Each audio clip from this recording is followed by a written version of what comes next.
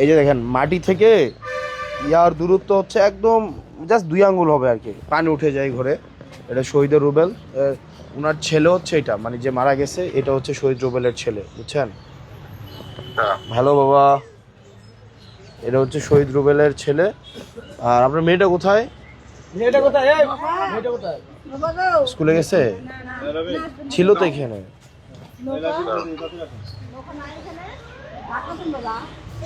আচ্ছা, আমরা সিদ্ধান্ত নিয়েছি মোটামুটি কিছু জায়গা থেকে আমরা 5 লাখ টাকা ম্যানেজ করতে পারবো না ভাই? চেষ্টা করতে হবে বাকি সবাই মিলে। পারবো ভাই, একজন দিবে 3-4 লাখ টাকা, আমরা 5 লাখ টাকা বলে যাই, দিয়ে দিব। হ্যাঁ পারবো ইনশাল্লাহ, ঘরটা তুলে দিব। হ্যাঁ ইনশাআল্লাহ। তাহলে আমি বলে দিয়ে যাচ্ছি হ্যাঁ ইনশাআল্লাহ। ইনশাল্লাহ 5 লাখ টাকা। শোনেন, আমাকে 1 মাস টাইম দেন। হ্যাঁ বৃষ্টি, এটা কি মাস? এটা হচ্ছে আপনার মার্চ। মার্চ তো শুরুই হয় না কেন? ইনশাল্লাহ মার্চের প্রথম সপ্তাহে আপনি কাজ শুরু করবেন। ঠিক আছে আরিফ ভাই, তাহলে আমি তো এমন না যে, মানে ধরেন আমার সরকারি জায়গা থেকে সরকার আমাকে প্রত্যেক বছর 10 লাখ টাকা দিবে দান খয়রাতের জন্য। 10 লাখ 1 বছরের জন্য। 1 বছরে মাত্র 10 লাখ। মানুষ আছে প্রায় 5 লাখ। এখন আপনি আমার বুঝেন, আমি এনেই দিচ্ছি 5 লাখ।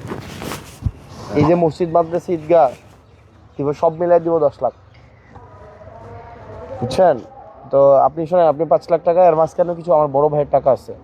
ওই যে দেখলাম এখন কথা বললাম, উনি ফ্রান্স থাকেন, উনি কিছু টাকা দেবেন।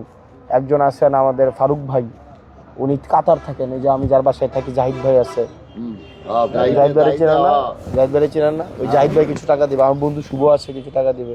তো এরকম কিছু টাকা নিয়ে 5 লাখ টাকা হবে আর কি। তো এই 5 লাখ টাকা আমি আপাতত দেই মারছি আপনাকে, আপনি কাজ শুরু করেন। আর আমি আমার লিমিটেশন আছে। আর এখানে তো ধরেন আরও অনেকে আছে না, সাব্বিরদের ঘরটা দেখছেন আপনি?